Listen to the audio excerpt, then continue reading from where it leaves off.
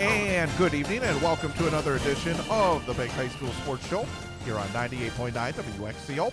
Online at WXCO.FM, mobile devices and Alexa by searching WXCO, on the Civic Media app, and on the 98.9 WXCO YouTube channel. I am Chad Holmes, joined by former Wausau West hockey coach and current athletic director B.J. Brandt. What can you tell us about all these games next 2 days? Are they all going to be played? They're currently scheduled. That's what I can tell you. I think you've seen some districts have come out with some cancellations here. Some have specifically said that after-school activities are canceled, and others have left it, I think, open for some choice or people to make the decision. So I think each district will do something a little bit unique to them and try to get some events to happen. It'll be interesting. I mean, even in my current role, I don't know what's going to happen on Friday. There's a lot of time between then and now. Well, we got a lot on the plate here tonight as we have three guests joining us. Coming up at 6:15, we'll be joined by a member of the third team that's always out there. We always talk about the two teams that are out there, and there's a third team. That's the officials. And Matthew Kleinhans, who's a basketball official, he works with you over at West, and you made the suggestion that it would be a good idea to find out a little bit, because we don't talk about it until we start complaining. Matt would probably feel the same thing about that whole profession. But the thing is, that's the thing. But I think there's a lot that it would be, it'd be an interesting thing to look into. Yeah, Matt and I were talking in the office, and we talked about that a little bit, and he said, you guys should have an official on there. I was like, gosh, I'll throw that to Chad. I love that idea. So it'll be good to talk to him and get that perspective, because to see how things have changed. He's officiated for a long time and helps out in different ways and educational ways too to get new officials into the game and keep them there. So it'll be fun to chat with him a little bit. Then at 6:30-ish, we'll be joined by Marathon girls basketball coach Jeff Schneider, and they come off a massive win last night, beating Assumption for the first time, I think, in a number of years. So I'm sure he'll be very happy to talk about that. And then at 7:06, it's our student-athlete guest from D.C. Everest, hockey senior Cole Van Slyke. And they had a interesting game last night as well over in Chippewa Falls that went right down to the final seconds. And unfortunately, the Evergreens came up short, but they've still been playing some pretty good hockey recently, and they're right there behind West and Spash in the WVC. So those are our guests coming up. Let's try to get a few minutes in talking some basketball before we bring in Matt Kleinhans. Start with the Valley. Wisconsin Valley Conference, Marshfield still leads the way. Marshfield and Everest, 1 game back. East, 2 games back. West and Rapids are looking for that first win. And Marshfield did some good things again, and I think the game that kind of jumps out is Saturday, because we saw them Friday. They went to Wausau West, and they beat the Warriors 55-39. Solid effort. I think they came in, they took care of business. Then they went over to La Crosse Saturday. I think it was a day game, if I'm not mistaken, and they faced Kaukauna. Undefeated Kaukauna, and Marshfield went over to the La Crosse Center and won 69-53. I was thinking that maybe this Marshfield team wasn't quite at the levels last year.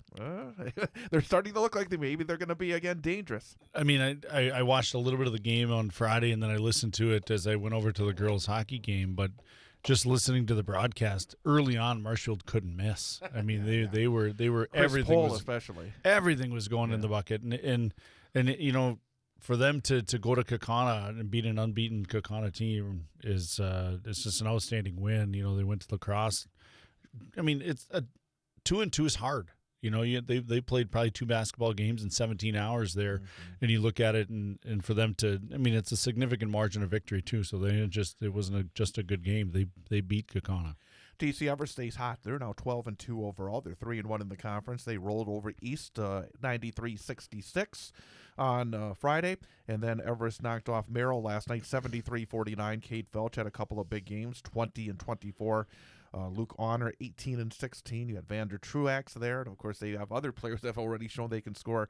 This Everest team right now is winning, and they're winning by, again, significant margins as well. Yeah, you saw that. I mean, to put up 90 points, it's probably the third or fourth time they've put up 90-plus points during the season, and then to get a big margin of victory over Merrill. Just they seem to be getting scoring from all over their lineup. As we talked to Coach, when we talked to him, like they're able to get scoring at different spots in the lineup, and that's key, because as coaches are really intelligent, especially as you get to this point of the season. You've got enough game film where you can get some tendencies. So for them to continue this push, they're going to have to probably rely on different people, different nights, and those guys have shown up every night. Let's touch on the Great Northern Conference as Marathon continues to pull away. They are 8-0 in the conference, 4-game lead over Edgar, Assumption, and Auburndale. Newman 3-5, Stratford 1-7. Marathon lost for the first time last night. But again, I talked to coaches, and I know that you talked to plenty of coaches as well. They faced a bigger school, a very good school, Mosinee, and they lost 71-55. For a team like Marathon, again, if you want to just go undefeated, you don't schedule that game.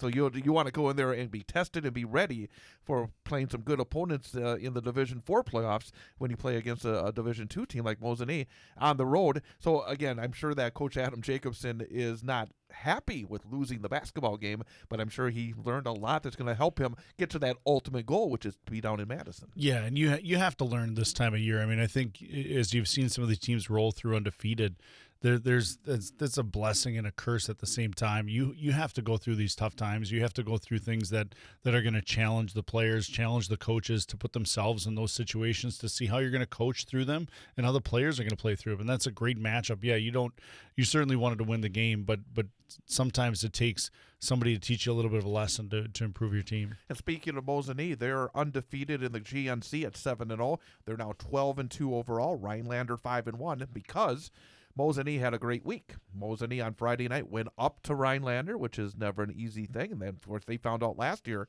when the Hodag swept the regular season meetings, and Mosinee beat Rhinelander 75-61. Braden Reinke 16, Treef Stoffel 14, Carson Balgord 13 for Mosinee, very balanced. And then, as I said, they rolled past Marathon as well last night by a score of 71-55, and Reinke 22, Balgord 17 for Mosinee. That's a good week, isn't it? That's a great week. I mean, and it wasn't just the boys that won up in Rhinelander. I believe it was a sweep. Rhinelander, Mosinee swept Rhinelander on both girls and boys side. And then looking at the girls quickly, Wisconsin Valley Conference, Stevens Point still leads the way at 5-0. DC Everest is second at 4-1. Rapids 3-2, Marshfield 2-3, West 1-4, East 0-5, and Stevens Point just again. I think they're going to get their test in the non-conference right now. They rolled past Rapids on the road, who's the third place team. They were tied for second going into the game last Friday, and but Everest being 4-1 in the conference, I found it interesting for Everest. They had a nice win against Wausau East 60-30 on Friday.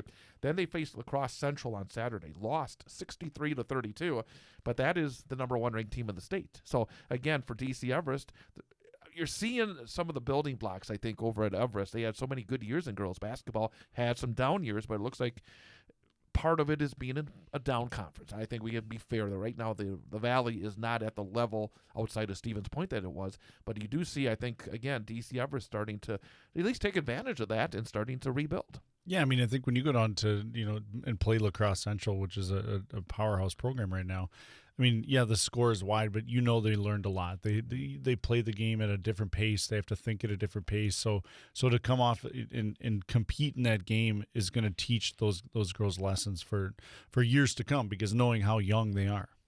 Merrillwood South, Stratford is in first place at 9-1. Assumption and Marathon 7-2. Auburndale 7-3, Edgar 4-5, Newman 2-7.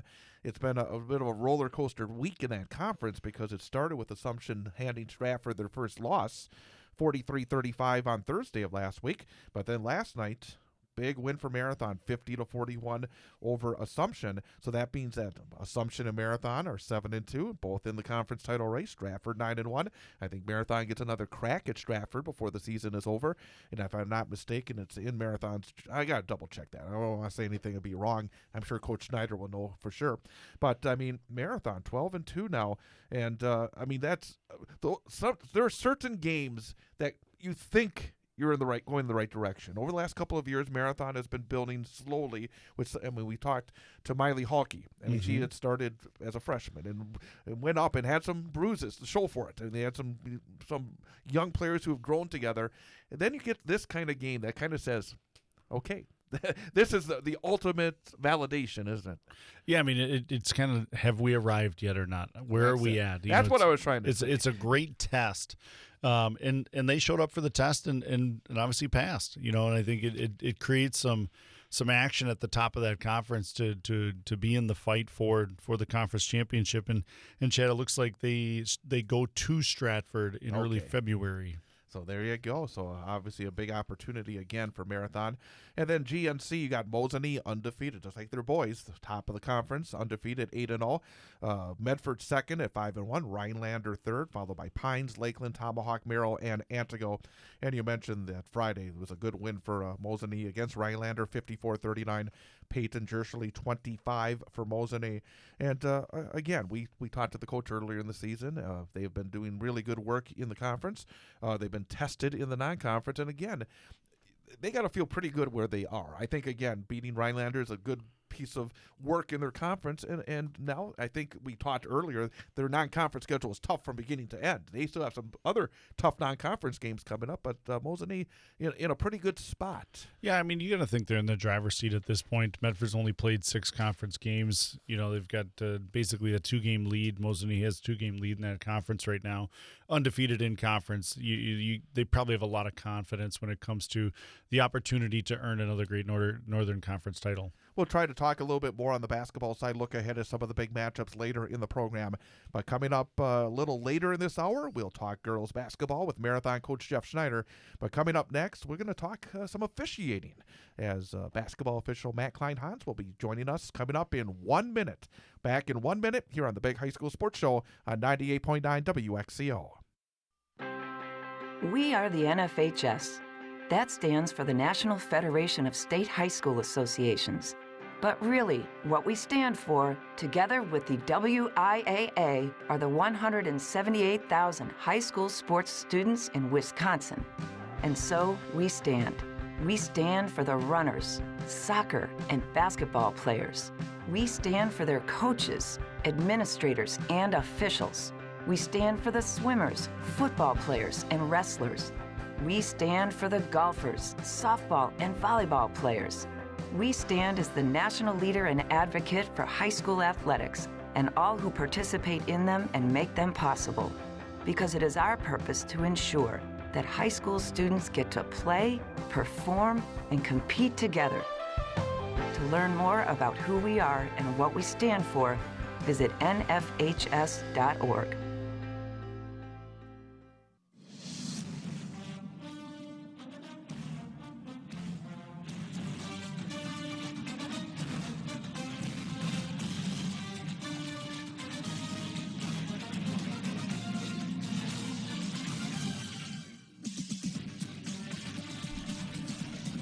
And welcome back. Big High School Sports Show, 98.9 WXCO, WXCO.FM, mobile devices by searching WXCO, Civic Media app, and on the 98.9 WXCO YouTube channel. With BJ Brandt, I'm Chad Holmes.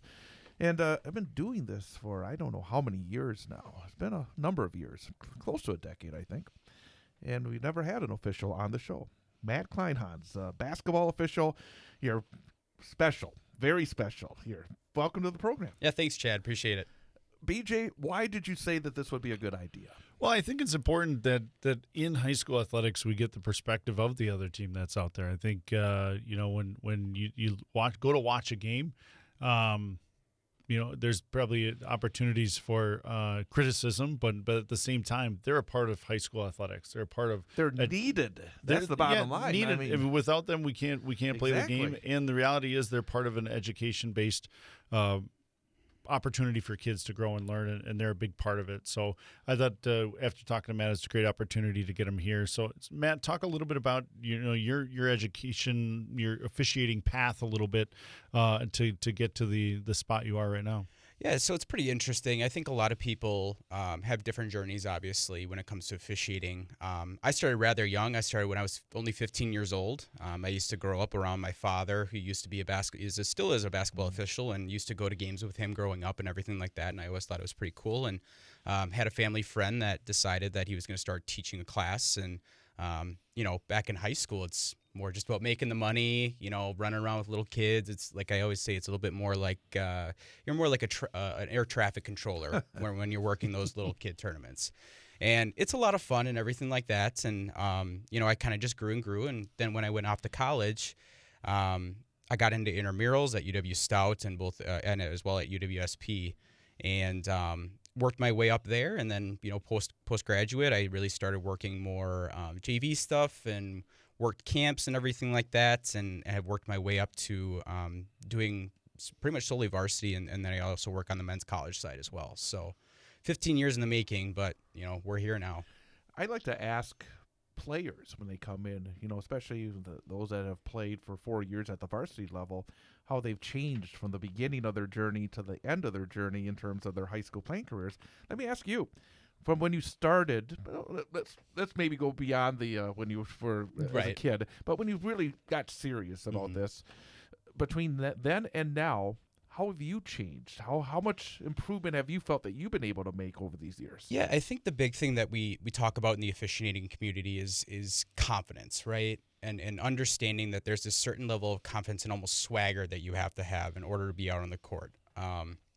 A lot of people like to think that officials have these egos and everything like that. And to a certain extent, that may be true, but it may be misconstrued a little bit. It's just about that idea that you're going to be able to officiate the game effectively with your crew and have the best possible outcome so that the kids are having the best possible game for them as well, right?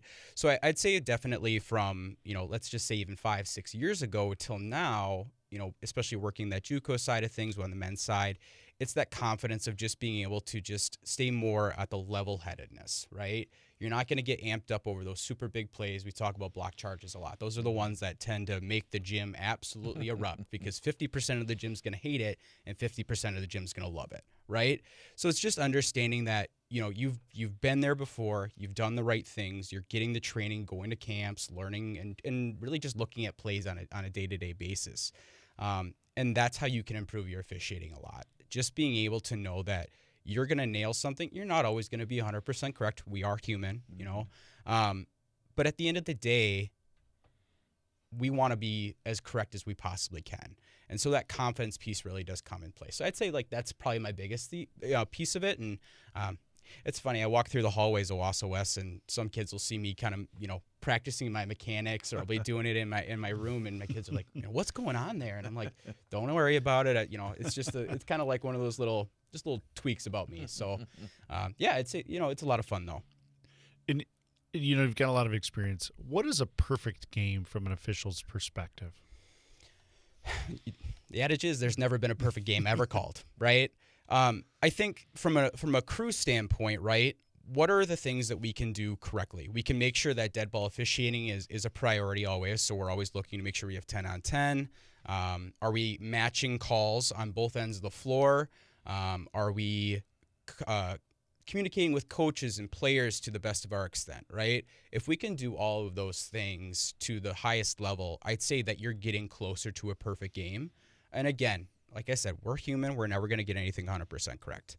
But that what coaches have always said, we've had coaches come into association meetings and things like that. I think the big thing that they just want consistency, right? Whether that be from the communication standpoint or be for the play calling standpoint. I think the really important thing is just like, if we have a block on this end, let's just make sure it's a block on this side. Or if we have a player control foul on this side, let's make sure it's a player control foul on this side. It's just there's got to be some parallels where both coaches can agree that everyone on that crew is on the same page. And I think that puts us closer to a perfect game. But again, it's never going to happen because wacky things happen throughout a basketball game. Who in order to get better, is it all within yourself and your crew? Do you have people that work with you, whether from the WIAA or other organizations? Because I think that people want to know that, hey, you don't just show up and then go away and then show up again and go away. Is there any feedback? Is there anything that helps officials get better at their craft? Yeah, I'd say there's definitely two major ones. And the first one I've talked about a little bit is camps, right? I go to at least 2 camps a year, whether that be a clinicianing or I attend a camp from the college perspective or from the high school perspective. And those are typically held throughout the summer or even early fall. And those are really important for you to get feedback from officials that have been there before, know the processes, and can give you the feedback in real time. And a lot of these camps are starting to get a lot more high tech with things. They'll record a full game. I'm on staff with a set of clinicians. There's 12 to 14 of us. And so what ends up happening is you'll have 2 clinicians on a court. A game will finish, one clinician will stay, and then the other clinician will go with that crew, watch the film, talk about things. How can we get better? How's our positioning look? Is this play call matching this one or the other, right? So I'd say camp is definitely a big one. It does cost money, and I think that can be a turnoff for some. But at the end of the day, if you're looking into perfecting your craft, it's worth the investment. And then the other one is obviously associations. We have 2 to 3 in this area. We have this Central Wisconsin Officials Association, which is really based out of Wausau, but kind of extends down into the Point Rapids area. We have another one based out of Medford, and then we have another one that's close by, the Wisconsin River Officials Association, which is a little bit more based out of Mauston, kind of Wisconsin Dells area, but we do collab with them quite a bit. Obviously, there's some over in the Big Rivers area. There's some over in the Fox Valley. It's kind of just all those things. But essentially what it really is about is that brotherhood of officials, right? We come together at least once a month. We talk about plays. We talk about things that the WIA is talking about, especially that first meeting of the year is what are the points of emphasis this year so that we're all on the same page. And we discuss. These meetings can take up to 2.5 hours. And it's just a bunch of people talking about something that they really love to do and trying to get better. And I think that those are the big things. And when you start to do that, you start to network and gain mentors or people that you want to work with. And I think that's the really great thing about it, and we try and do camps for even high school students. I know just this past year, we did a camp over at Colby High School. The Colby, Colby head coach had reached out to the CWA and wanted us to do a camp for the local high school students as well as just anybody in the community that wanted to do it. And we had a great turnout. I'd say there was 10 to 12 people there, and it was fantastic. So it's great to get young people into it because obviously, as we know, officiating is not getting any younger. And we need younger people to replace those that are going to be retiring in the years to come. So it's really important and everything like that. Yeah, to the point, Chad, we're in the Wausau School District. We're looking at implementing an official licensing program, an official licensing class where the kids are going to have the opportunity to become an official WA licensed official in multiple sports. So I think, to grow that side of things, I think is really important. Matt, somebody shows up to the gym, they watch a game. What is something they don't know or wouldn't know about an official or that you guys go through to prepare for that game? Yeah, the communication leading up to it is a huge part of it, right? We're not just showing up to the gym and saying, all right, we're going to ref this game, guys, and we're going to just do the best possible way. No, it starts 2, 3, 4 days in advance, sending out an email to your crew members saying, hey, we're going to be here at this time. We're going to reach out to game management. We're going to say, hey, we're going to be here at this time. And as soon as you get into the higher levels, too, you start having those conversations even before you even reach there. So it's, hey, Chad, I want you to talk about this is what I want you to bring the pregame. I want you to talk about what is the center official, what are 3 things that the center official has to work on tonight?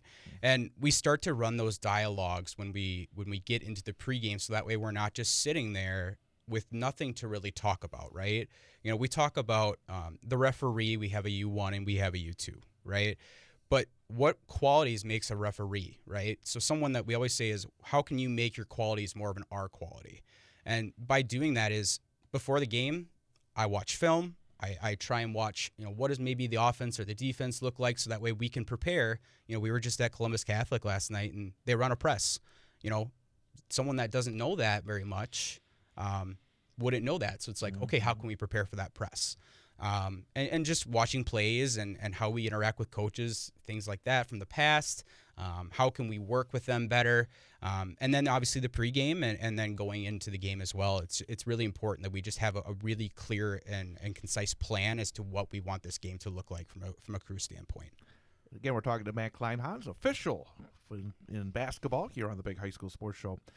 Let me ask you about relationships with coaches and players. Because I think a lot of people see that, and sometimes they'll see a little bit of conflict. How do you look at the relationships during the course of what is an intense couple of hours for Yeah. everybody involved? Yeah, it is intense. And I think the one thing that a lot of people, they do see the more of the confrontations of things. And I think a lot of people misconstrue that as, well, the official may be getting it wrong, or the coach is frustrated because the officials aren't seeing something. And that all may be fine and well. But at the end of the day, a coach is passionate about the game of basketball just as much as an official is passionate about the game of basketball and their viewpoints, right? There are going to be times where a coach has a way better look than an official does, and it's just not going to be seen, which is unfortunate. And even with 3 officials out there, we're just not going to see everything. And admitting your faults is a good thing. But again, I kind of had talked about keeping that level head, right? And just being able to work through the conversation professionally and calmly, so that way we can move forward with the rest of the game. That's become more and more of a point of emphasis with the WA and NFHS is bench decorum and coaches' communication, really trying to leave it to dead ball situations rather than live ball, because at the end of the day, again, we're just human. We're not going to be able to have a conversation and officiate a basketball game at the same time. It's very difficult to do for anyone. And so having those conversations are very important, because sometimes they're seeing something that we may not. But it's important that we all come to it from a professional viewpoint first.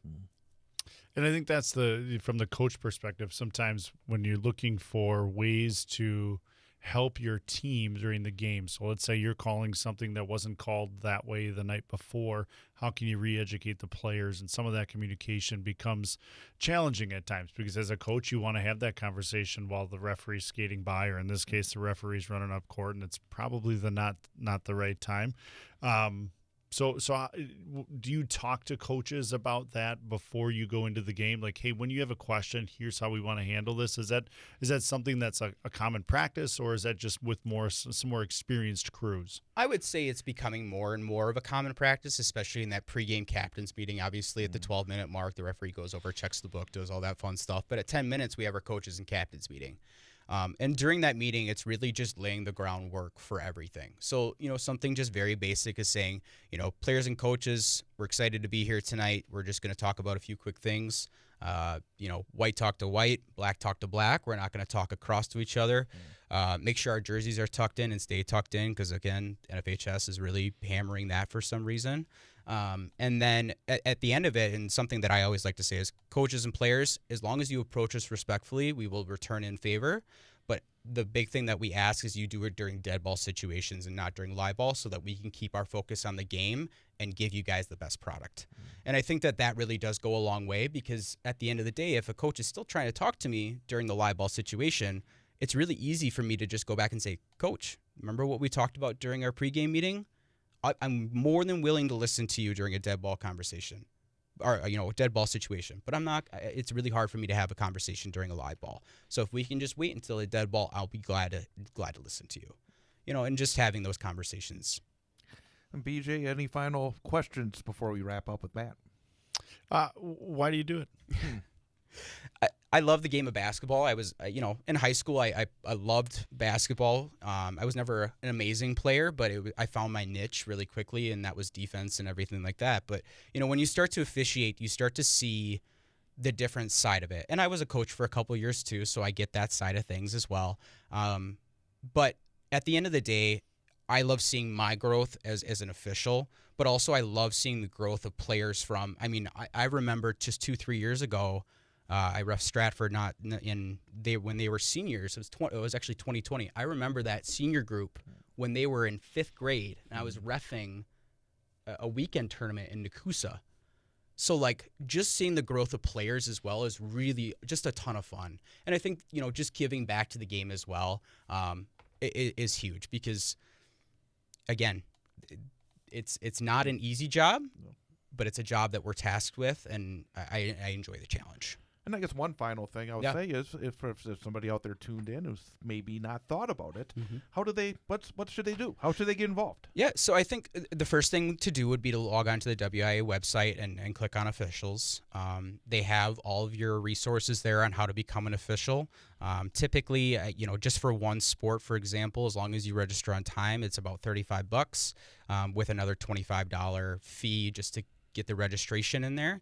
And then from there, you get your rule books and things like that. And then after that, I always suggest, especially for a newer official, whether it be football, basketball, soccer, whatever it might be, try and find your most local association, reach out to the president and see how you can get involved. No matter the role that you play within an association, you're a benefit to everybody in that room, right? So even if you're not part of the administration team from a president all the way down to a secretary or a treasurer, you're still being involved in the sport and getting better at your craft. So I think that those are your two main things. And then try and find a mentor, right? Try and find someone where you want to be eventually. And we do this even in our jobs. You find someone that you really admire and you want to be at their level. You talk to them, you have conversations, and that's how you get better at your craft. Matt Kleinhans, thank you very much. Very, very intriguing. Great to hear about your experiences and continued good luck in your career. Yeah, thank you, Chad. Thank you, BJ, for having me on. Absolutely. We're going to take a time out. Then coming up again at 7:06, it's our student-athlete guest, DC Everest Hockey senior Kovan Slyke. And coming up next, it's our coach guest for this week from Marathon High School girls basketball coach Jeff Schneider. That's coming up here on 98.9 WXCO. Are you an enthusiastic sports fan? Want to have fun and get in on the action? Heck, yes. That'd be awesome. Have great attention to detail? Want to stay active? Definitely. Want to give back to the student athletes in your community? Obviously, yes. Then you'd make an excellent high school sports official. We need more officials in Wisconsin, because with no high school officials, there are no high school sports. Sign up today at highschoolofficials.com. A game without a crowd is just a scrimmage. A performance without an audience is just a rehearsal. Without your presence, high school sports and the performing arts aren't possible. Ensure that these essential extracurricular activities continue to enrich the lives of students in Wisconsin. Purchase a ticket to your local high school's game or performance.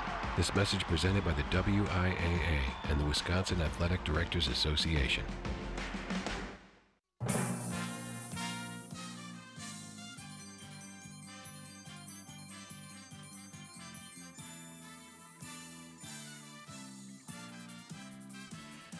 It is the Big High School Sports Show on 98.9 WXCO, online at WXCO.FM, mobile devices and Alexa by searching WXCO, and on the Civic Media app. With BJ Brandt, I'm Chad Holmes, and time now for our coach guest for this week from Marathon High School, Jeff Schneider. Coach, great to see you. Thanks for having me. I tell you, and I always say this, I think BJ or whoever else, it's, when we set up the interviews, it's always nice when they come off a win. But it's not a guarantee because we usually set it up early because normally there's a Tuesday night game. And last night you played Assumption, and it's like, I don't know. We'll see. And your team was able to come out and win. The first question I have is I saw some video of the end of the game and just how excited on the sideline as the clock was running out that your girls were. That had to be special because a lot of these girls have been going through this process for the last couple of years. And to get a win against such a quality program like Assumption had to be just incredibly thrilling for everybody involved. Yeah, well, thank you. And I really appreciate every time you have me here. And yes, I have been here after a loss a few times too. So it does feel great to that we got to defeat a quality team last night in Assumption, one of the better teams, better programs, super well coached, and have had tremendous success. And for us, we've been talking a little bit about history this year that, our program hasn't done some things like defeat an Assumption team in a number of years. And we were looking back, we know we beat them once in 2018. And I think we got them once in maybe the COVID year in 2019-20. But it's been a while, and it just, that felt good. And I we do talk about that a little bit. We try to not focus on the end result all the time, but at the same time, the process. But boy, it feels good after that. And I think that's what you saw a little bit in excitement of, boy, this was pretty cool. This was pretty historic that this hasn't happened in a while. So when you look at this season, Coach, how do you gauge it? What are your benchmarks? So you see 24 game regular season. How do you chunk that up to get your team ready for the playoffs? Well, I think the number one thing is we want to just keep improving. And, the coach cliche is you want to play your best basketball at the end of the season. But in order to do that, you have to talk about that, and you have to have that as a I think you have to believe in the process. And the process is, there's going to be some ups and downs. And, for the most part, you're not going to win every game, and you're not going to play well every game, even when you do win. So we've had those things, but we've come back to we've called it culture. This is our first year we've called it culture. In the past, we've called it standards. We've called it expectations, whatever. But we've called it culture because I'm a big Shaka Smarts fan, and he's done some really great things. This year they've struggled a little bit, but at Marquette and in some of the other places he was. And we just said, hey, culture over everything. And we came up with 3 core values, and just keep going back to those things. We're gonna compete every day with ourselves. Number one, we're gonna try to keep growing, which is, we want to grow and play our best at the end of the season in the tournament. And then, we chose trust, and our seniors have done a super job that, hey, we need to trust each other, that we need to play together, and that's when we're at our best. I want to take a step back because I find it interesting you bring up Shaka Smart because, again, he's had so much success, and this year it's been a struggle at Marquette. It's not automatic that every year is going to be a great year. And I look at your coaching career, you've had some incredible highs. You've coached down at the state tournament. You've had chances to be at the ultimate level in high school basketball. And then you've had a couple of years here where you've known it's going to be a building process. And when I've talked to you, you've talked about, studying different types of offense and defense and keeping your mind open as you continue in your career. You've been doing this for now more than 2 decades. How many years at Marathon? More than 2 decades, yeah. We'll just leave it at that. Okay. But the thing about it is you're very open, I think, to trying to stay on top of things and use different ideas in terms of building your program. Talk about the ups and downs and maybe why you've continued to work so hard at it in an era where we don't see as many two-decade coaches in high school sports here in Central Wisconsin. And BJ's been there too in his sport. It's been, those highs and lows are, when you first start out, you feel like, boy, this is awesome. I just, this is why I do it. But in effect, that's really not, that can't be your why. To win, I really can't be your ultimate why. And your why has to be that, like you said, that some of those, seeing that development and seeing that process and adapting and adjusting and things like that. And I mean, the 2 big areas that we've talked, X and O's are one thing, but I think developing kids has been my focus, especially the latter part of my career, is what are the things that we can do? What are the skills that kids really need to work on, and then be able to take those into a game, and not just, I've got to get this many shots up. That's important. But at the same time, it's what can I do to keep developing? And then the other side of it is the mental side of it is how can I develop as a teammate, and how can I develop and grow as my role, and understanding what do I need to excel in and do the best I can in for my team to be the best. And then putting the team number one.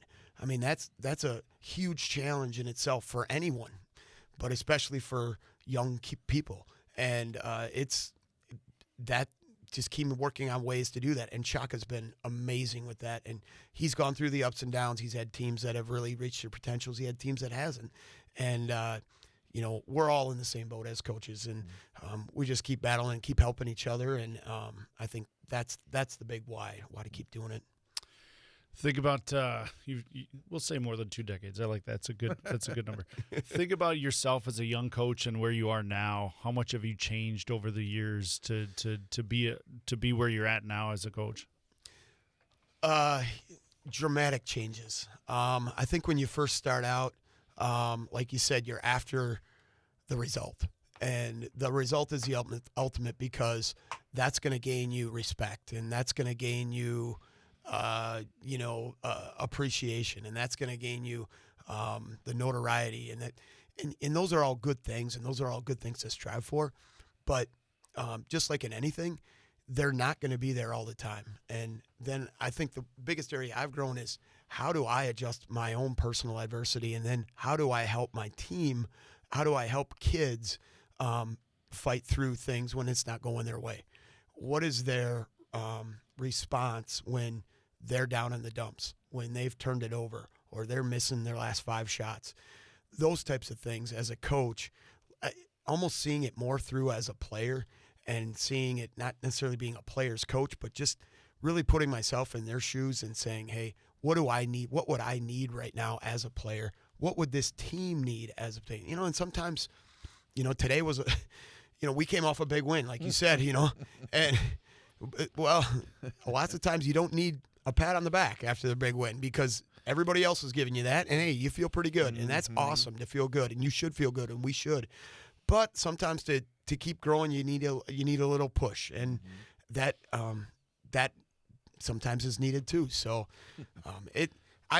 there's a lot of areas, and I think the other thing I'll say as a coach, I think when you first start out with it, and especially I think a lot of coaches, this is something that we really want to do, and we kind of identify with it.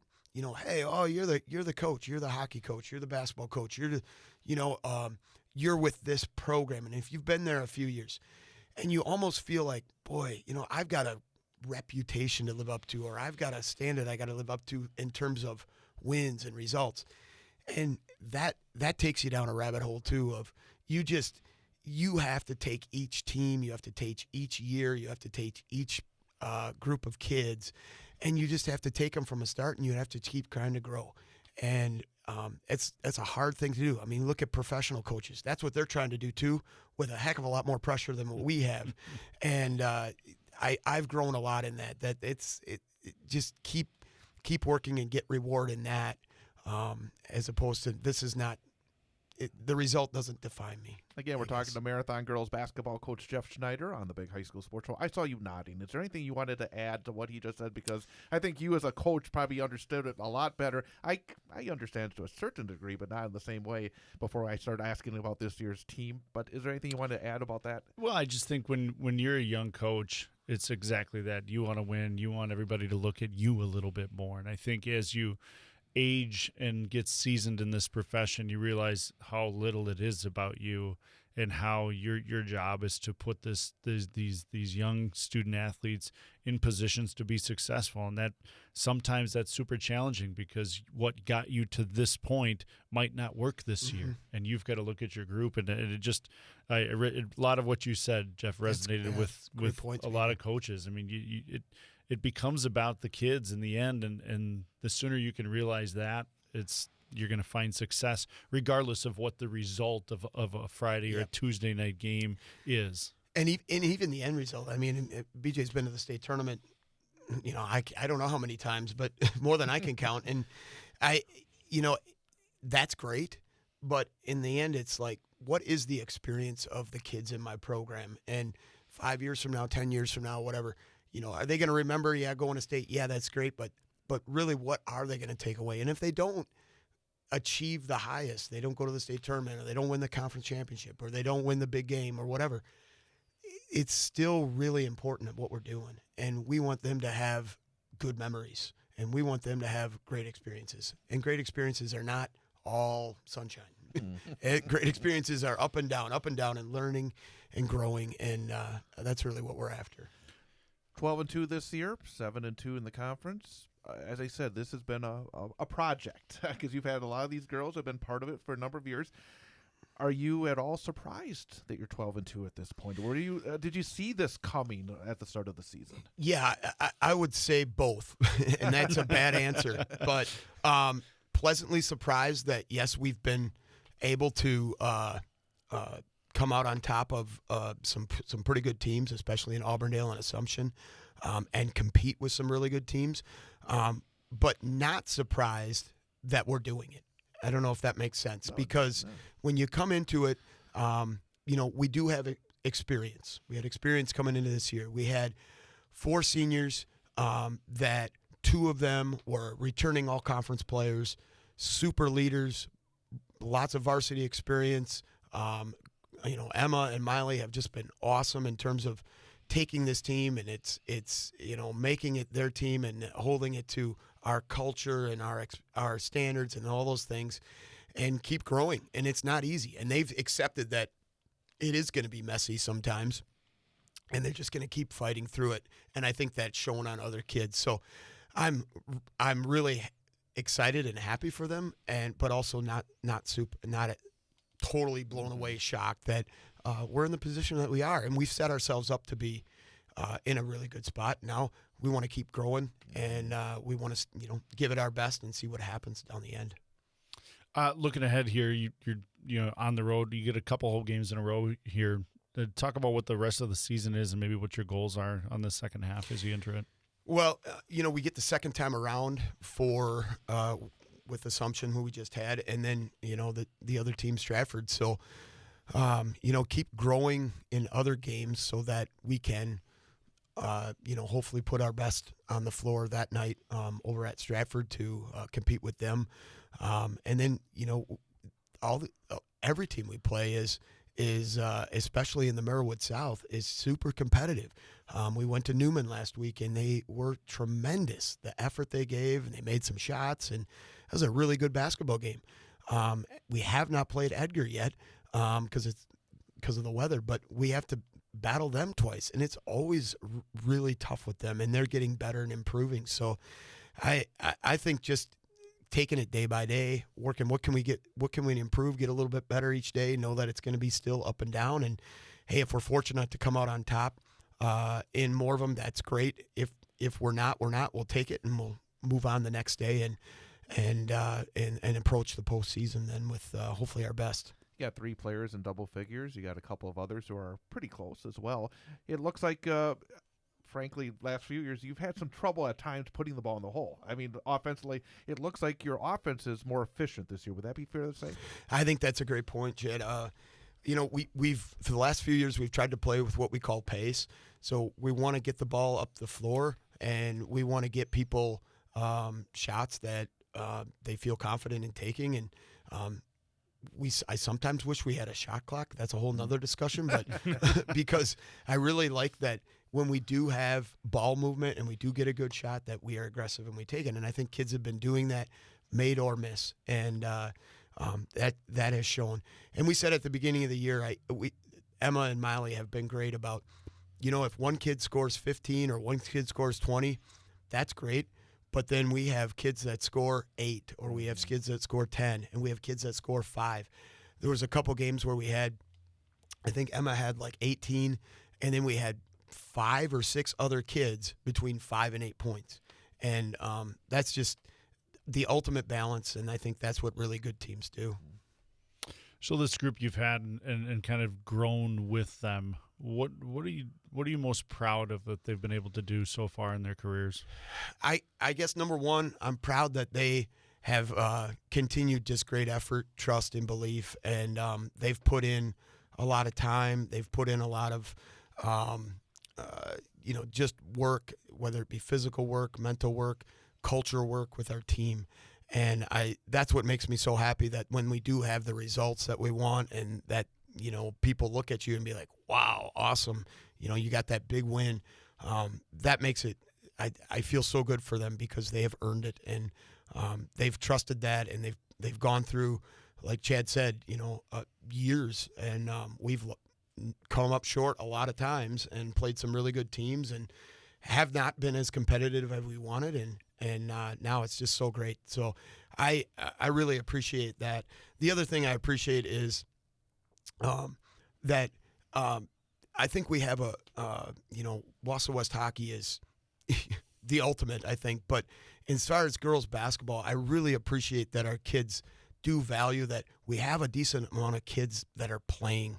We're usually in the mid-20s of numbers of kids, and our older kids, and especially our seniors this year, have done a great job of being good leaders, being good mentors, being good models to to our younger kids, like showing up every day and working hard and being a great teammate and knowing how important that is. And I'm just super appreciative to our 4 seniors. They all have, a little bit different roles, and they've accepted that, and they've done that, and they've done a super job.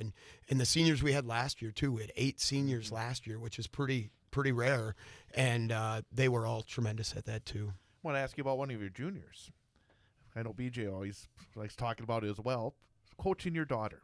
I mean, you've done this for such a long time. You've been a coach. It's not a case where you decided to coach because your daughter was part of it. You see that sometimes. But you've been a coach, and now you have a daughter who's part of your program. What's that been like? It's been super rewarding. It's been made me. I think it's really helped me become a better dad, because as a dad and as parents, you can see through your kid's eyes a little bit better than all the other kids because they're your kid.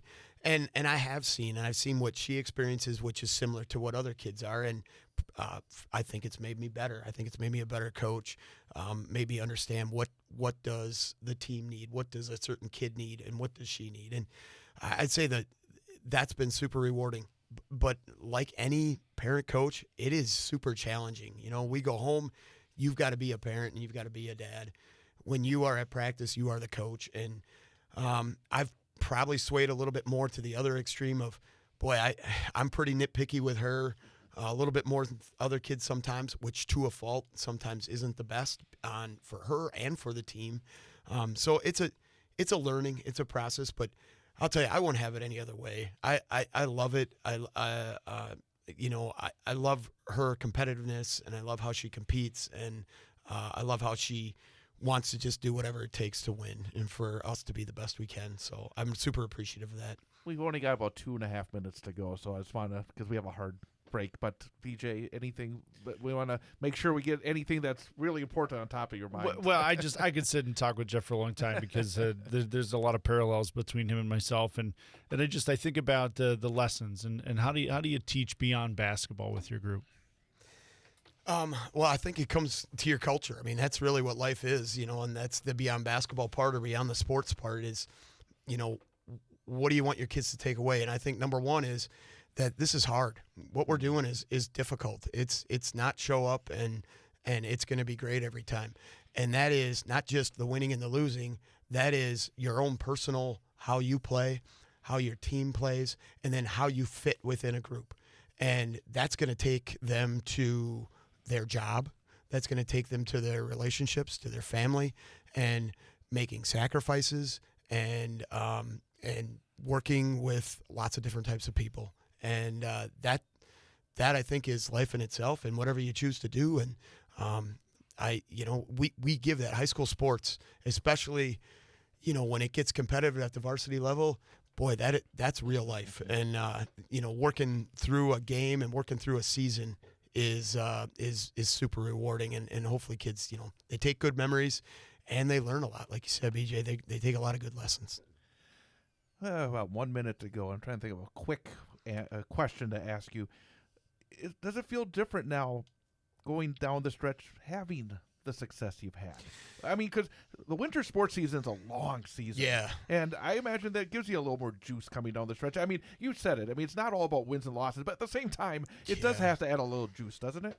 It does. And I feel really, really happy for our kids to they've put themselves in a good position they've competed with teams, came up short a little bit, but at the same time have had some super wins, super efforts, and just no matter what happens, just it's exciting, and that is hard. When you get to January and maybe we're not probably going to compete for the conference, or we're not going to get a great seed in the tournament, it does come down a little bit, but these kids deserve it, and they're there, and they have put themselves there. So that's what it makes me super excited and happy for them. Kids deserve it, but I will say, because I remember when you first started, I remember back, I think maybe it was your first year when you played Weinkauf and Newman back in those days. You deserve it as well. You've been a lot of good coaches. I mean, BJ's here's one, but so many good ones, Tom, that we've had in our area. You've gone through it all, but so many good coaches, multiple sports.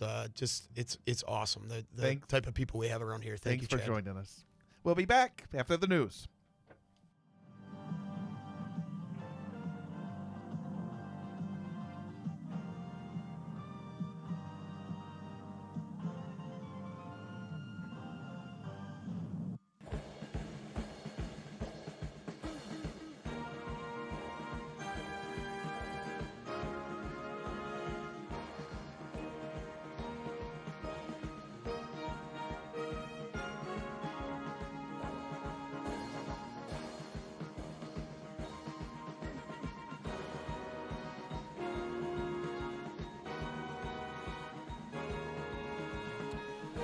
And welcome back. It is the Big High School Sports Show on 98.9 WXCO, online at WXCO.FM, mobile devices, and Alexa by searching WXCO on the Civic Media app and also on the 98.9 WXCO YouTube channel. With BJ Brandt, I am Chad Holmes, and man, we are packed here tonight, aren't we? It is. We get a lot of guests tonight. We get to hear a lot of people's perspective on sports. It's great. It's like a dentist's office. We have, they come into the waiting room, and then we bring them in. And next up is our student athlete guest for this week from DC Everest Senior High School, senior for the Evergreen hockey team, Cole Van Slyke. And Cole, thank you for coming on over. Yeah, thank you for having me. Well, the thing about it as well is that I was looking at your schedule this week. You got a busy week, generally. I mean, because you have a game tomorrow night and scheduled for Friday. We'll see what about the weather and all that. Yeah, hopefully. But it's a real busy time. And I wanted to sort of give maybe a little window into the student athlete here. On a busy week like this, you got school, you got everything else in your life, and then you got all these hockey games. How do you put it all together? A week like this where, again, it's just a very busy week. Yeah, it's really busy, but so it's kind of nice we have finals. So we get out of school at like 11 every day.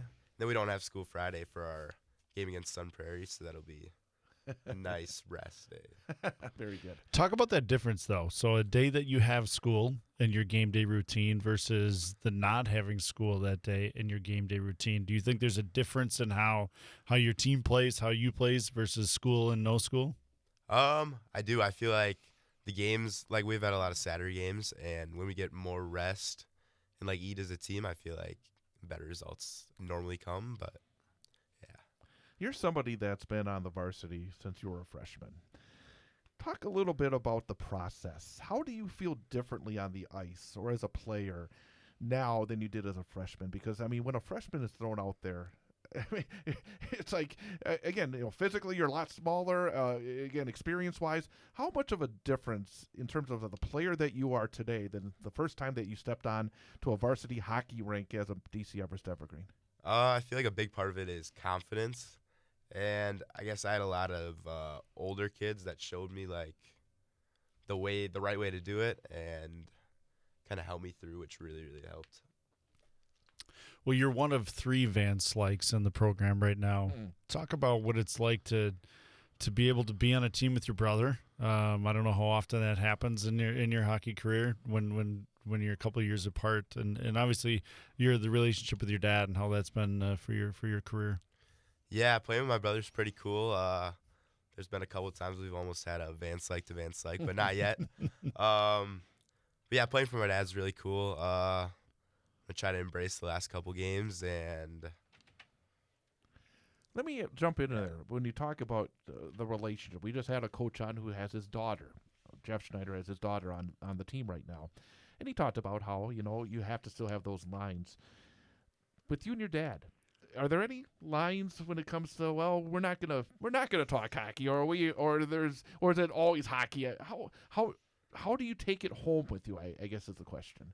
Yeah, normally we don't take it home like too hard.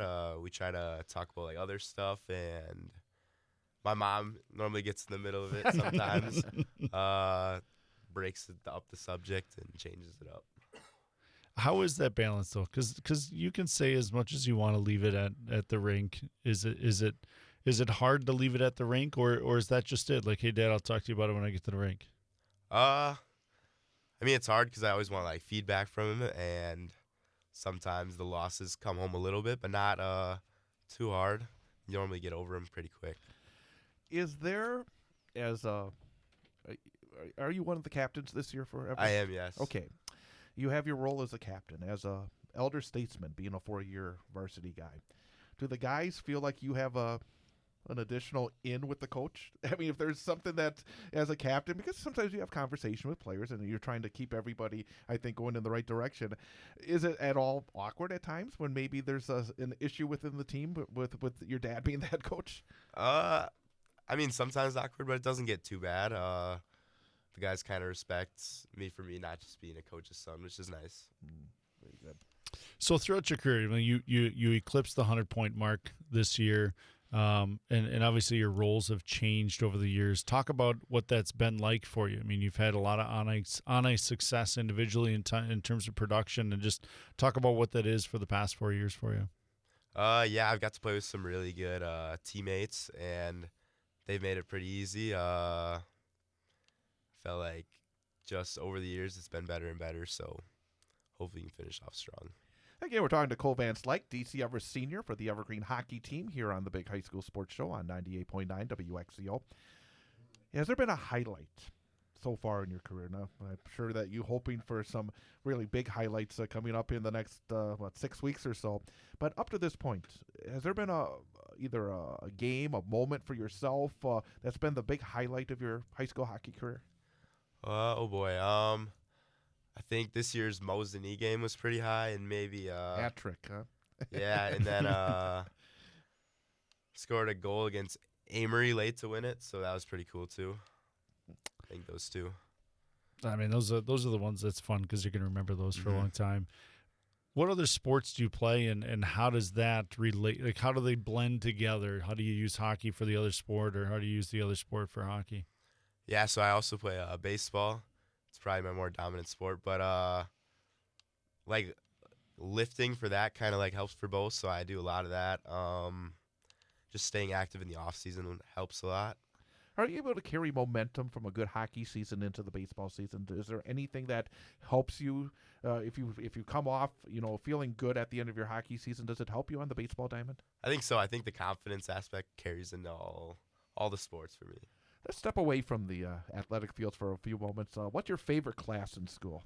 Oh boy, my business management class and foods class is pretty fun. Why? The teachers make it fun, and I don't know, cooking food and is always fun. Who's your cooking teacher? We gotta give her name's Mrs. Newby. Very good. Mm-hmm. I mean, I remember taking foods as a senior, and there's a lot of things I remember, and hopefully, continue on. You play baseball, and you've excelled at baseball as well. Talk about the parallels between those two sports, and how you've been able to find success in both. The coaches have really helped guide me. I think I have a really good hockey and baseball coach. Coach Langben helps me out a lot, fixes everything that I need to fix. So, and teammates. The teammates, we're all close bonded in both sports, so that really helps. Do you have a group of friends that are different from hockey to baseball, or do you have a lot of the same guys that you sort of hang out with? I do. So not a lot of my hockey buddies play baseball. So kind of like two different friend groups, kind of. So it's kind of nice. But which did you start playing first, hockey or baseball? I think I started playing hockey first. And you said I don't want to put words in your mouth, but you sounded like maybe baseball is your number one sport. Is that fair to say? I mean, or is it I like very it a little close? better, but it's close. Yeah. Okay. Well, what is it then? Because I mean, it's always interesting because so often you're brought into a certain environment, and obviously with your dad being the head hockey coach for a very long time now at these. Man, again, it doesn't seem like it's been that long, but he's been there a long time, hasn't he? Yes, sure is. So you're a hockey family in a sense. What was it that got you initially involved in baseball, or maybe lit the fuse in terms of obviously you have a love for the game? Yeah, I think it was my sophomore year playing baseball. We had a really good team, I guess. Like a lot of the teammates I really liked, and it helped. And then I found success in that sport and just had a really, really fun season. So I kind of carried that into last year and hopefully this senior year too. And what position do you play in baseball? I play catcher. What are your plans beyond? Like you obviously have had continue to have a really good high school athletic career. What does the future in sports look like for you? So I'm attending UW Eau Claire to play baseball. I'm not sure what I'm majoring in yet, but that's the plan so far. It's a wonderful university. I hope so. That's where I went to That's school. where Chad went. I know it. It's like I got to tell a real quick story because last night I was in Eau Claire for the hockey game, and it was a cold night. It was a cold Tuesday night. And back in my senior year at Eau Claire, I'd have to cross the bridge. I'm sure you've crossed the bridge already visiting Eau Claire to get to the communications building. And I'm thinking last night, I wanted to go over there because I had a shift on the student radio station from 9 to midnight on Tuesday nights. And so on a Tuesday night in January, I have to walk back and then back up the hill to get to my dorm. But I said it was too cold last night. I didn't want to do it. But so I do congratulate you and welcome to the Blue Gold family. Thank you. I appreciate it. Real quickly, before, again, we maybe talk a little bit more about the hockey season, finishing it up. when you do have some time to get away from it all, what do you like to do? What besides weightlifting, because we hear that all the time. They say that's what they do to get away from it all. We're gonna assume that you probably like weightlifting, so we're gonna say that. But what else do you like to do to get away from it all? I have a lot of friends that make it easy to get away. I like to play some poker. That helps. Oh man, Right up your alley, Chad. that's a fun thing to do. Man, Eau Claire and poker. This guy, I like this guy a lot. You like him. So you've obviously got a very large senior group this year at DC Everest. What's special about that group? What do you like about that group? I mean, we've all been playing together since we were just little, so we're all been super close. So it's nice. It's been nice growing up with them and hopefully ending our career together.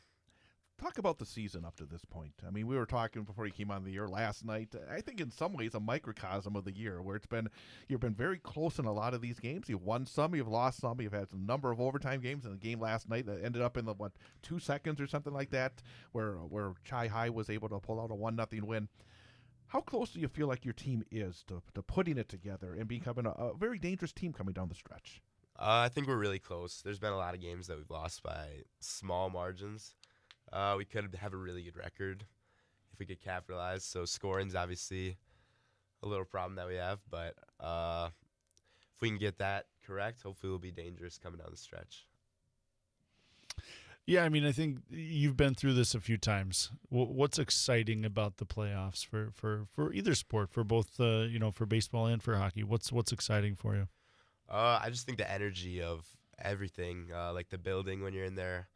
Everybody, it's win or go home. Winner, you're done for your career. So I think it's cool that we might have a shot to make a run in the playoffs this year. Who's your favorite opponent? Who's the opponent that gets you going the most? I mean, I would say West, but we haven't been too hot against them. So, yeah, probably them. Is there a place that you like playing the most? Because Everest goes around the state. I mean, you play in a lot of different areas. Is there a venue that you found that you really enjoyed going to? I like playing in the Onalaska rink a lot. The Eau Claire rinks are always fun to play at. I think that's it. Yeah. Just talk about your career. Like you've had super success individually. You've started this game as a young kid.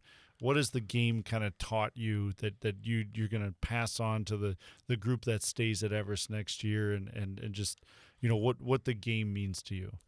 I think it's taught me a lot of leadership skills. I think it's taught me a lot of like perseverance. There's been a lot of ups and downs, so you got to stay with it and just keep pushing. Hopefully it'll go better. And yeah, it's been really exciting. Yeah. Tomorrow night you got Marshfield, and I'm always curious about games that are kind of like revenge games, because I imagine there is a bad taste in your mouth from the first meeting where you lost in overtime to Marshfield. I imagine you're going to want to send a little message tomorrow. Would that be fair to say?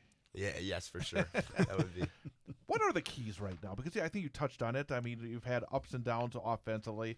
You did put up 7, I think, against Rapids last week. Mm-hmm. So obviously, what was working right in that game that you're going to have to continue on a consistent basis the rest of the season?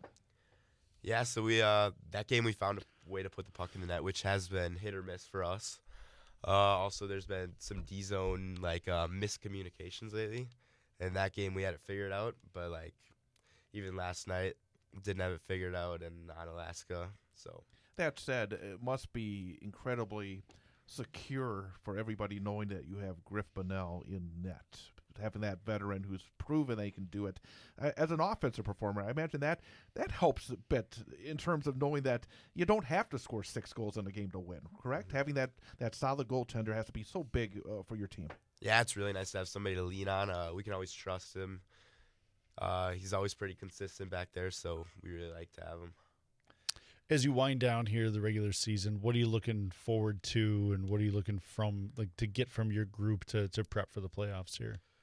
We like to go on a little stretch before the playoffs, a little win streak. Hopefully beat a couple better teams that we have circled on the calendar, I guess. So, yeah. I gotta say, there's one thing before I'm gonna ask you for one final question. That I have my final question, but when you go home tonight, ask your dad why you're playing a Wednesday night game to wrap up your regular season. I look at the schedule. I guess it's right. It says Wednesday, February the 11th at Sheboygan. Your dad has to know eventually we're going to get him on this show, and that takes away one of the weeks, and that's not a good thing. I'm just throwing it out there because I'm sure he's listening right now. Because we do the show on a Wednesday because there's not supposed to be games on a Wednesday. You know, sometimes sometimes the schedule does not align how the radio show would want. But, Coach, do you have a final question for Cole? Yeah. You've been a huge part of sports, and sports has been a huge part of your life. What are you going to miss most? I think I'm gonna miss the team. Obviously, we've always been so close in most sports, and having like a group of guys to just hang out with and spend your weekends and spend every day with is so nice. And the competing's always fun, and playing like against buddies from other teams is always fun. So I'm gonna miss that too. All right, our final question. You were kind of tiptoeing around it with some of your questions, and I'm thinking, what are you doing here? But I'm still going to ask my final question because I ask the final question all the time. But especially for somebody like yourself who's had so much experience in multiple sports and being a varsity player for such a long time, based on your experiences, based on what you've learned, what piece of advice, and obviously you got family that you can pass it along to as well, but what piece of advice would you give a freshman just joining either the Everest hockey program or the Everest baseball program, based on what you've learned, that when they're starting, what should they be thinking about? I'd say look up to your leaders. They know what they're talking about. So do the coaches. So always make sure you're listening and just persevere. Don't give up. That's an answer a captain would give, right? It is, very much so. Cole Van Slyke, again, as I said before when you came in, it seems like you've been around forever because, you have been around forever for the last 40 years at DC Everest. Congratulations on the accomplishments. We'll look forward to seeing you at Marathon Park coming up in a couple of weeks. I'll see you during the spring, during the baseball season as well. But best of luck as you and your teammates go with the rest of the regular season and the playoffs. Thank you. I appreciate it. Absolutely. That's Cole Van Slyke, our student-athlete guest this week here on the Big High School Sports Show. We're going to talk some hockey coming up. Obviously, some big games coming up, and we'll discuss that coming up next as we continue here on 98.9 WXCO.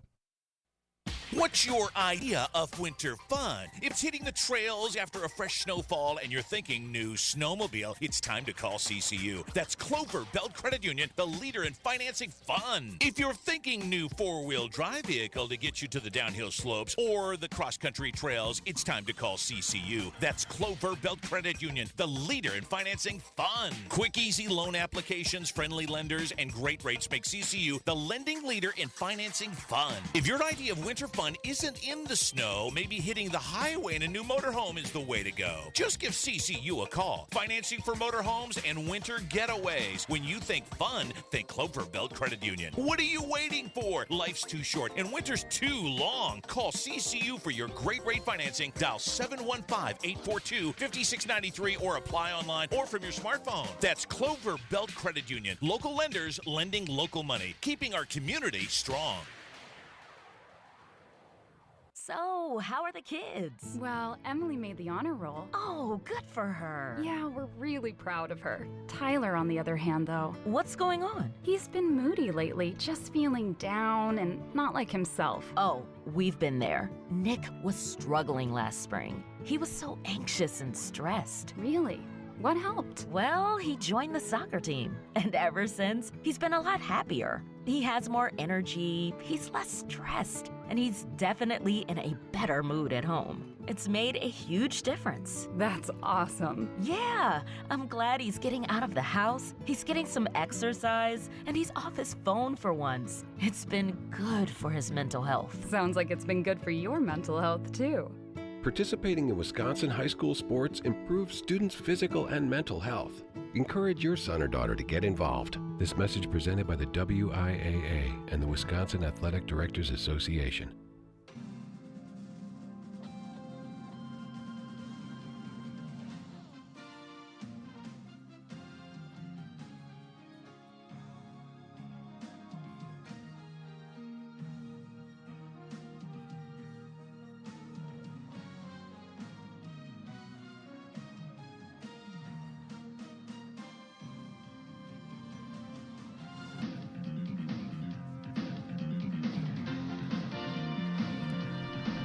And welcome back. It is the Big High School Sports Show on 98.9 WXCO, WXCO.FM, mobile devices, and Alexa by searching WXCO, and on the Civic Media app with BJ Brandt. I'm Chad Holmes. Now it's just me and you. Yeah, it's a little different on this show. Yeah, the big group of guests, and we really appreciate Matt Kleinhans and Jeff Schneider and Cole Vance Lyken. One thing that cut across, I think, all three of the guests tonight is how much they all love high school sports. In all different facets. Yes. I mean, from the officiating side, you could sense Matt's passion to be a part of the game and continue growing the game. And his growth is different than the growth that Jeff sees and the growth that Cole has seen throughout his career. So it was really, really fun to get that perspective tonight. Let's talk some hockey. To start with the Wisconsin Valley Conference on the boys' side, you got Stevens Point in first place at 6-0, 14 wins and 2 losses overall. Wausau West 5-1 in the conference, 17-1 overall. Everest 4-3 in the conference, 9-7 overall. Marshfield 2-4 in league, 5-9 overall. Wisconsin Rapids 1-5, 5-11. East Merrill United 1-6, 5-11. And there was some conference activity last Thursday night. Wausau West survived Marshfield. It was turned into quite a game. It was a wild first period with 7 goals scored. And then even late in the third period, it was 5-4, and Marshfield banged the pipe. And then West came right back within about 10 seconds and scored, made it 6-4, won that game. Cooper DePoit, a hat trick. Julian Scalcucci came off the bench, stopped 24 of the 25 shots he faced. Cole Kenny had 2 goals for Marshfield. Also that night, Stevens Point, and actually Stevens Point will say they took care of business rather impressively, I think, in both their conference games. Thursday, beating East Merrill United 14-0, Grant Molsky a hat trick. And then last night, it was a makeup game against Wisconsin Rapids, I believe. Yeah, that was postponed. And they went to Southwood County and won 7-0. Grady Miller 2 goals, but the thing that jumped out, 50-11 in shots on net. Both West and Spash have set things up for tomorrow night. Yeah, they have. I mean, both teams have kind of taken care of business in their own way. I mean, Jeff talked about it, the highs and the lows and the ups and downs of a season. So, like, you look at the 6-4 West Marshfield. Well, Marshfield played well and West played good enough, and that's. And by the way, I should mention, West did beat Eau Claire North on the road last night, 5-1, 5 different goal scores, 55-20 edge and shots. And with that Stevens Point game on the horizon, I thought West came out with a lot of energy and a lot of focus, and I thought they played very well. Yeah, I mean, just listening to the game a little bit, they controlled play a lot of the time, and certainly, Julian had to make the saves because he did get tested in that game. But kudos to the Eau Claire North goalie, because without him, that game's a totally different score. He had himself a night. Yeah, I mean, it certainly seemed that way between that first period, 22 for 22 on some really quality shots too. Correct. At least that's what I said on the radio. No, it really was. It really was. But looking now, tomorrow night, second meeting of the season. Wausau West has played 18 games this year. That 18th game against Stevens Point was sort of the outlier. Mm-hmm. I think I've talked to some other folks, and I think I've talked to you as well. I don't think West can take away from that game a whole lot. And I frankly don't think Stevens Point, in a sense, because they're going to see a different Wausau West team. And again, I don't want to sound like I'm making excuses or anything like that, but it was just one of those nights where West did not play well. And you do have to give Stevens Point credit, especially between the pipes. And that's, I think, one of the areas where Stevens Point is stronger, at least from what I saw in that game this year, than they've been in recent years. Yeah, I mean, that night, their goaltender played very well. Second period, that game could have flipped a little bit, or at least gotten a little tighter, just because of some of the saves that were made. And I think, from West's perspective, when you look back at that game, you still have to learn from it.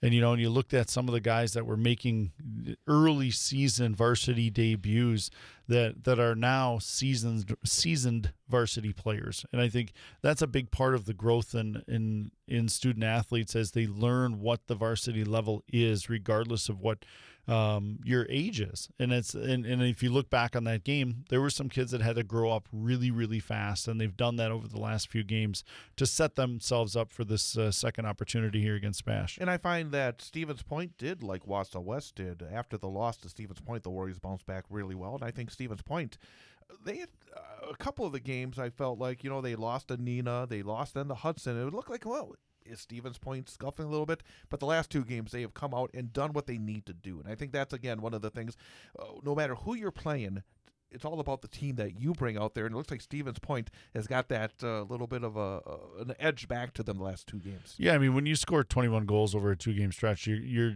definitely offensively gonna be really excited about what you have. And in both those games, they had didn't allow any goals. And quite frankly, not a lot of shots in those games.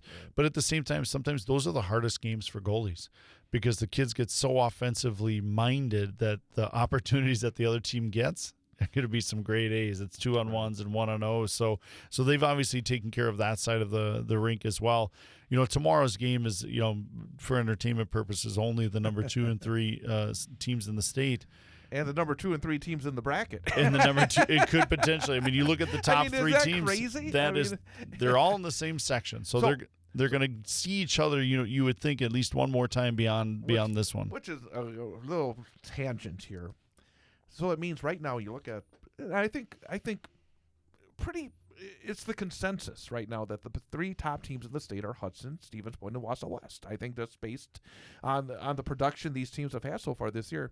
But at most, one of those teams will go to state. At most. There's no guarantee, because in that bracket, you could see a team jump out. I remember a few years back when Triple was a number 7 seed, and a very good hockey team, and made it to state. But that's just a tangent, again, based on where we stand in terms of the high school state tournament. One area that I wanted to ask you about, because I actually mentioned it last night in the postgame, is that the Warriors had a lot of opportunities on the power play, were not able to convert. And I go back to the first game against Stevens Point. After the Panthers took that early lead very quickly, West had the first 2 power plays and were not able to do anything with it. Special teams, I think, will be vital tomorrow night. Would you agree? Massive. I mean, I think when you look at that game down there, they weren't able to put anything together on the power play. And quite frankly, they didn't have a ton of super grade A chances from the power play. And I think in the middle of that, between then and probably the game last night, their power play has been clicking pretty well. Mm-hmm. They've been 2 of 5, 3 of 5, 3 of 7. I mean, you look at the Notre Dame game, they had 4 power play goals in that game. So you look at what it has been, and you hope that it can get back to that, because when you're in this situation, your power play matters. Your penalty kill matters. Penalties are part of the game. It's going to happen, but you want to make sure that when you have the man advantage, you can find a way to execute. And that comes down to little things and guys making the right plays that they should make, and making the team plays at times. When you traded in your coach's hat for the announcing hat, you're going to have to answer questions like the one I'm going to give you right now. I'm going to ask you to put on both sets of hats here for both teams. First of all, I'll make it easy first. For Wausau West, put your coach's hat on. What are the most important things Wausau West has to do tomorrow night to win the hockey game?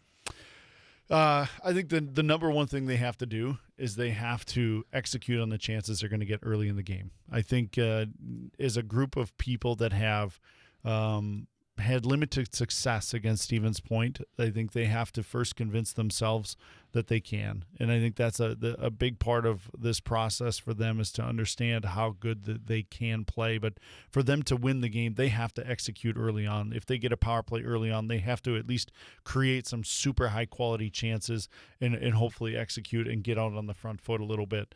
They've been able to play well defensively here of late. I think they have to be a physical team that they've had success with. I think that's a big part of who they are and what their identity is, but also know where that line is, because Stevens Point's a team you don't want to put on the power play and find that line. And obviously, I think when you think about a team that's going to have success, your best players have to be your best players, and tomorrow's a great opportunity for those guys to show up and be a high quality high school hockey team. Even though you're wearing a Wausau West pullover, I'm going to ask you to put on a different hat and tell me, what does Stevens Point have to do to be successful tomorrow night?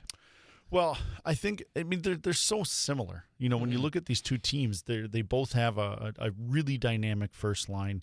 I think when you look at the depth right now, Stevens Point was able to beat Wausau West last time because of what their second and third line did. Their first line scored the 1 goal. They created a power play goal, but the other goals were scored not from the first line. And I think Stevens Point had success by some of those matchups. And that's where, when you're home, you get the last line change. And it'll be interesting to watch that. So my coach hat will be on as I watch this game to watch coaches find the matchups and find the different, advantages that you can find in the game. But Stevens Point broke the game open on the power play, and they were able to score a power play goal early and take advantage of that, and they've had success with that. And I think they're a team that when they share the puck and when they move it really well, they're going to create scoring chances. I think the biggest difference from some of the opponents that they've played recently is I think the quality of goaltending they're going to see tomorrow, and hopefully that for Julian and the rest of the Warriors, they have an opportunity to play their best. Tomorrow night, 6:35 airtime, 7 o'clock face-off. Wausau West hosting Stevens Point right here on 98.9 WXCO, WXCO.FM, mobile devices, and Alexa by searching WXCO and on the Civic Media app. One other note about Stevens Point. They play at West. Again, schedule could change. They're scheduled to play Neenah, Hortonville, Menasha Friday. That's quite a back-to-back, isn't it? That is a back-to-back. In fact, it's a repeat back. They've played Neenah now. This will be the second time for them because Neenah got them early on. So, I mean, that's two top six matchups for them back-to-back.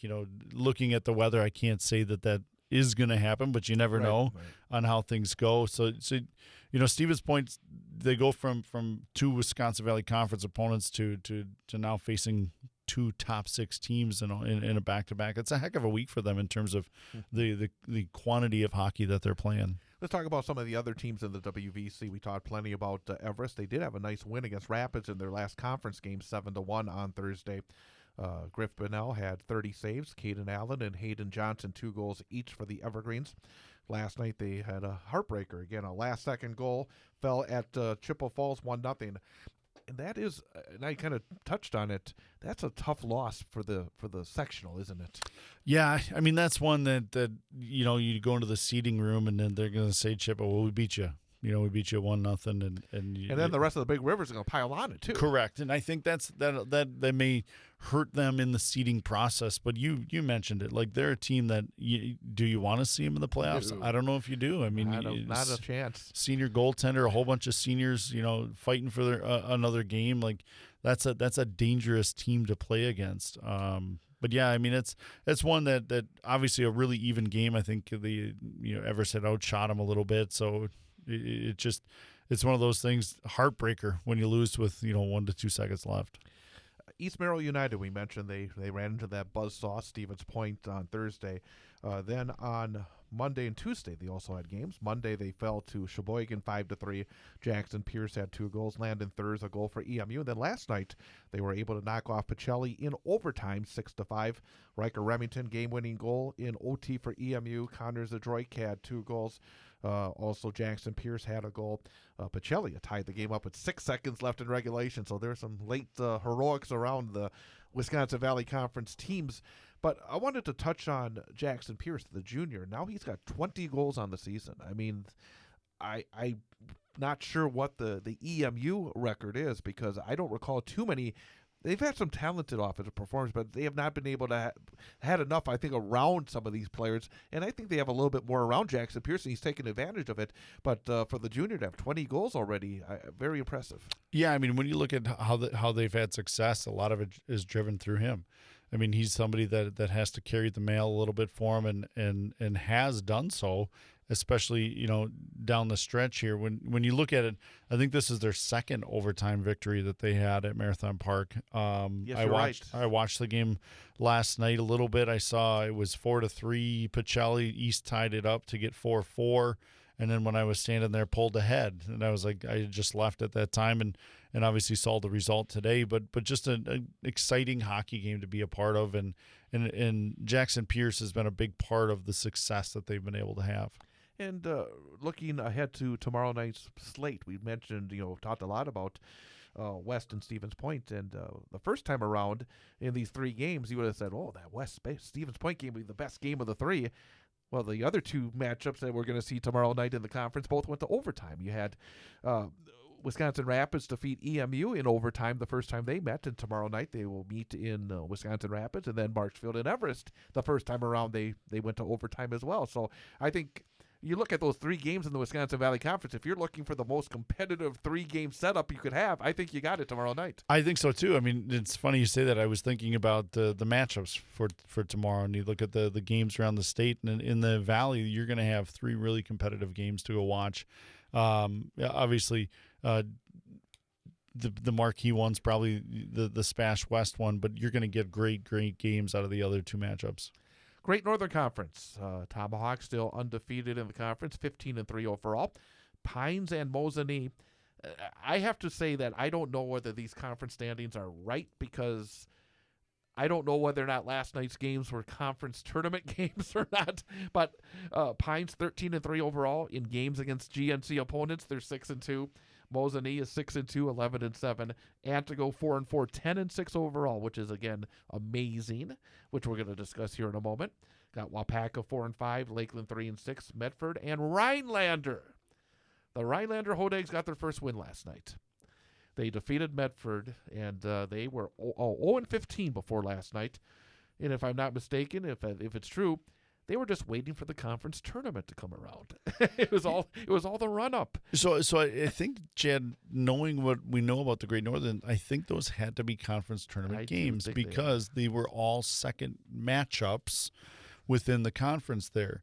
When you look at Rhinelander, you know they've got Coach MJ Legas, who has been there for a long time. I want to real before you even go into it. I want to ask you, because so often in this era, a coach sees a dip coming, they hit the highway, and I don't mean it. I mean, there's reasons for it. I mean, it's hard to be in this job for a long time. But what he has done to stay at Rhinelander, we've seen that they had good teams in the past. I mean, he obviously knows what he's doing. And for him to, I think he's, again, probably sees that this program needs the leadership right now. I have just the utmost respect for somebody like MJ Legas, who has gone through some tough times the last couple of years. Yeah, I mean, when you look at, I think back to the games where he was the head coach when my brother and I were playing at Wassa West. Like, that's how long he's been around. And he's had some super successful seasons when they went to the 2 divisions, the sectional finals, and some of the success they've had there. Obviously, not a wins and loss success for them this year, but I think obviously knows that there's some growth coming for them as they've got some good young players within their community. They're going to make an impact on their program. But yeah, I mean, for them to get that first win, there's probably a lot of excitement and the way we believe it to be, the conference tournament structure, they get to move on in the conference tournament. That's exactly right, and they're actually going to play Antigo. Antigo beat Lakeland last night 1-0. Lakeland had 38 shots on net. Antigo had 16 shots on net. Again, it was the freshman goalie Austin Martinson who came up with the shutout. I mean, I said it. Antigo's 10-6.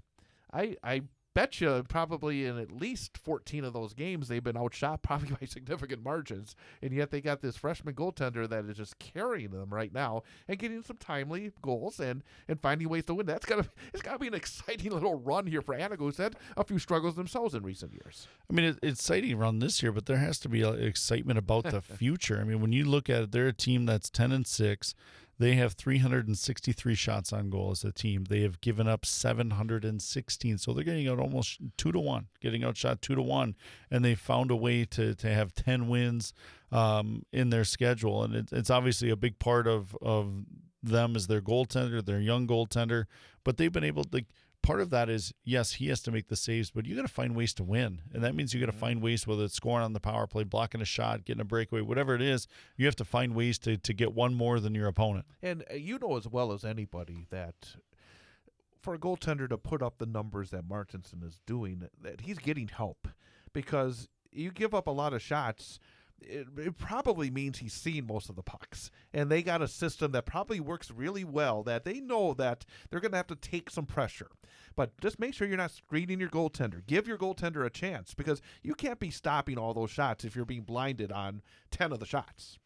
Yeah, I mean, obviously they've kept shots probably to the outside, or like you said, being able to see it is a huge part of it. I mean, and they're at the age now where if a goaltender sees the puck, they're probably going to stop it. I mean, that's the reality of the skill level that this is at. I mean, and you look at the games that they have lost, 2-1, 5-2, they've had 3-1, and then they have a couple lopsided ones where Tomahawk and Pines seem to have their number a little bit. But Tomahawk and Pines teams. Up until last night, those two teams have had everybody's number in that conference. Quite a week for Mosinee.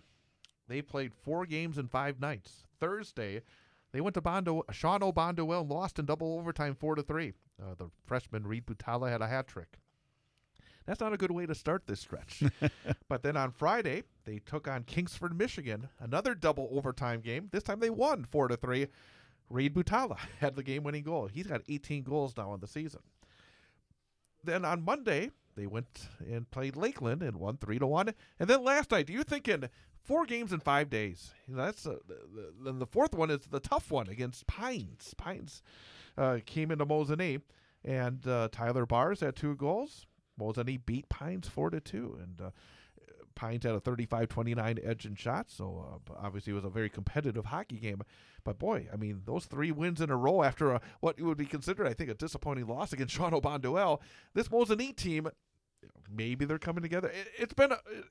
They've got talent. They got some young talent. It's been hard to kind of put them together at this point. They played very well against Tomahawk. They're going to get another crack at Tomahawk now on the road coming up on Tuesday. They got the Northern Pines tournament against USM on Friday. Mm-hmm. So, I mean, we're going to see a lot of what Mosinee has at this point. Well, if you look at in 2026, they've got 3 losses just in the year 2026. A 5-4 loss to Ram, which was on the road at their place.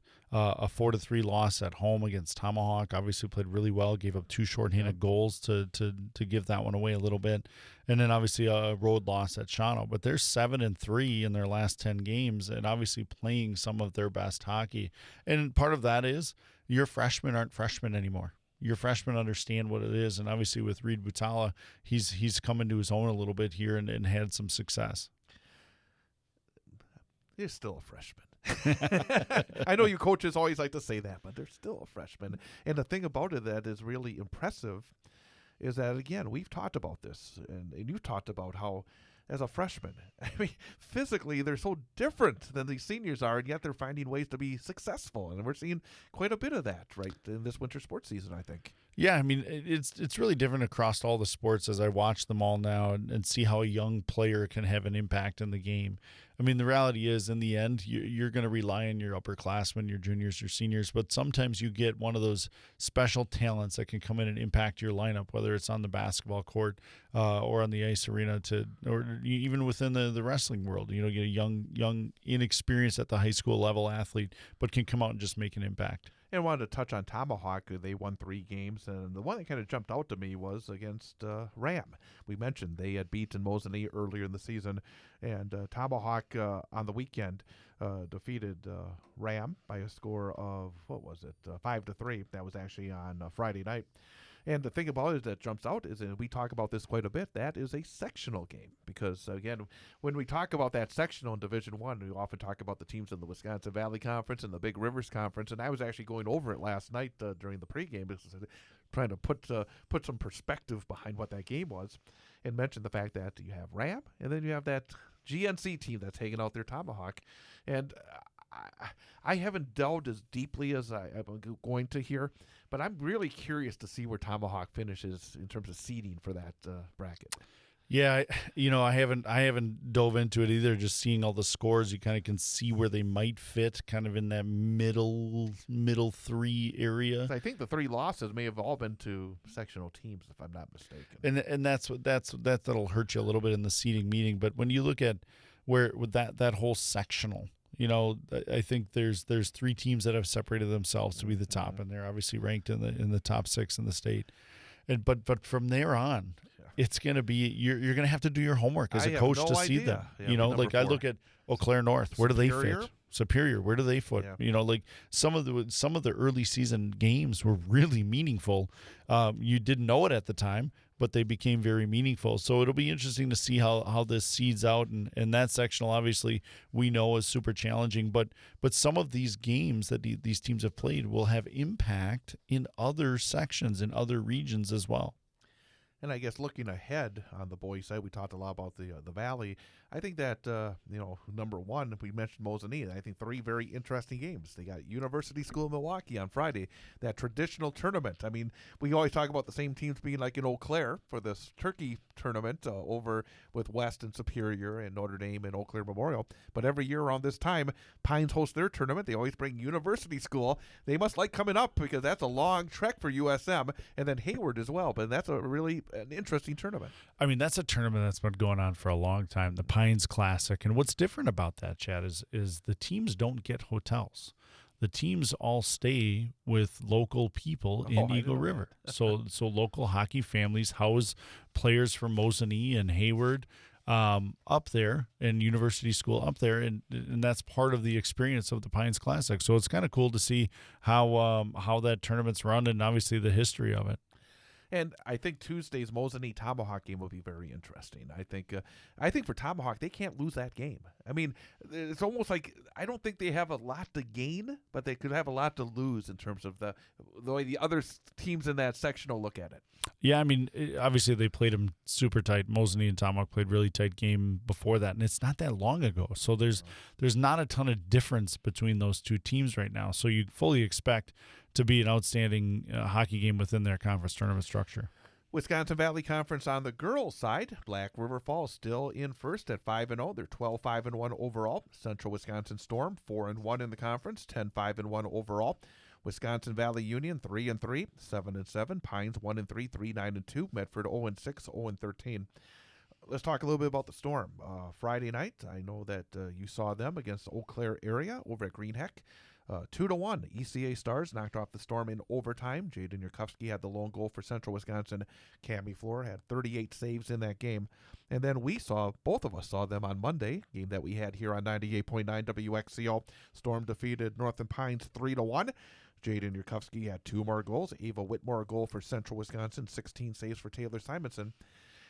Sort of a little microcosm again of the Storm season. I mean, lots of tight, low-scoring games, but also maybe a microcosm of girls' high school hockey here in 2025-2026. I mean, if you look at the scores are there's a ton of 1-goal games and 2-goal games in girls' hockey right now, and I think that speaks to the parity of the game throughout the state. I mean, Black River Falls, probably the hottest team in the state right now. 2 great wins for them. 2 great huh? wins this week for them. They beat Superior 5-4. And then they beat Eau Claire area in overtime 3-2. So probably one of the teams that people are going to start to look at, especially when they come out of that section. I believe the Black River Falls and the ECA is in the same section over there. So that's a sectional game for them. But the Storm, they've struggled to score. And I think that's been the biggest challenge for them. And talking to Coach Wimmer, and they're changing things up a little bit to try to find ways to score. And I think that's been their biggest. As you and I have seen over the last couple of years, they have the goaltending. They have outstanding goaltending, and they've relied on that a little bit too much this year. I think they've had some opportunities to separate some games, but getting to that fourth goal has been really hard for them to do. And they are scheduled for a massive game on Friday. I mean, we talk about the brackets and talk about, again, it's not that far off for these, especially for hockey.